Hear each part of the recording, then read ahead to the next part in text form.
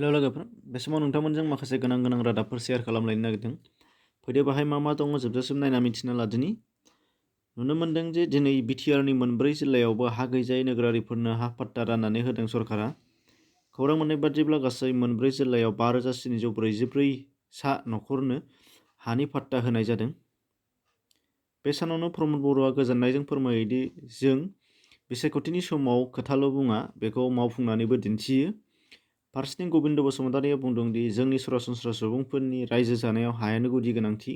बेखायनो खमसे खम न' लुनानै थानो हानाय बादि जोंनि सरकारा बे हाबाखौ मावदों।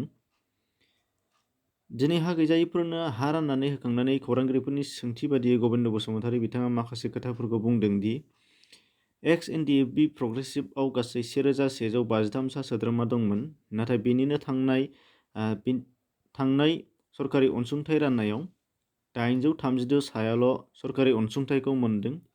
नाथाय अब्लाबो आद्रा मोनैफोरखौ उननि खोलोबाव मोनहोनो खामानि मावदों होनना बिथाङाबो बुंथिबावो। फारसेथिं फैगौ आसाम बिधान सभानि बिसायख'थिनि सोंथियाव बिथाङा बुंदों दि दासिम इउपिपिएलआ जथायै बिसायख'थिनि गेलेगोनखौ थिरांथा लाथ'वाखै, नाथाय 23 थासो बियाबाव हारसिङैनो बिसायख'थि गेलेनोसो हागौ। भिजिडिसिनि बिथिङाव बिथाङा बुंदों दि भिजिडिसि एबा बिटिसि ओनसोला 6 सिड्युल ओनसोलखाय बेयाव बिसायख'थिजों चेयारमेन सायख'नाय जाया भिजिडिसिआव, बेखायनो सेलेक्सनसो खालामनाय जाबोदों। नाथाय बिसायख'थिजों सायख'वाब्ला बेयाव भिजिडिसिनि माखासे मोनथायफोरखौ मोना। फारसेथिं बेयाव बिसायख'थि खुंनांगौब्ला बेनि सायाव पार्लियामेन्टआव बिल पास खालामनो नांगौ। बेखायनो सरकारा बिल पास खालामब्लासो बिसायख'थिजों सायख'नाया जागोन। क'क्राझार जिल्लानि 1 नं परबतजरा बिजाबनि धुबुरी जिल्ला सिमा जिंनि बर' गामिफोरा बिटिआरनि सिङावनो थानो दाबि खालामदों आरो माब्लाबाबो बे ओनसोलखौ दानख'नो मोना होनना खौरांगिरि मेलजों फोरमायदों। फारसेथिंजाय दिनै आसामनि शिबसागरनि जारिमिनारि फोथार जेरेङा फोथाराव गाहाय मन्थ्रि नरेन्द्र मदि बिथाङा गासै आसामनि 1,06,000 सुबुंफोरनो हा पाट्टा राननानै होनो फैदों। आरोबाव नुनो मोननाय जागोन गाबोन अखानायबानो हादरनि नखर मन्थ्रि अमित शाह बिथाङा बड'लेण्डआव फैगोन। नाथाय बेनिनो सिगां क'क्राझाराव माखासे हिंसायारि जाथाय नुजाथिदों।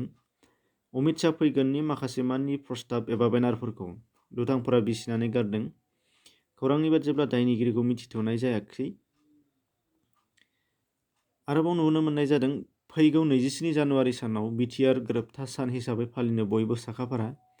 नाथाय बेखिनि समावनो मोनसे गिख्रंथाव बिबुंथि होदों सानसुमा खुंगुर बैसोमुथियारि बिथाङा बुंदों दि 27 जानुवारि सानखौ all India Bodo' peoples national league for Bodoland स्टेटहुडआ बयनिबो देरसिन थगायनाय आरो खोमसि सान महरैसो फालिगोन।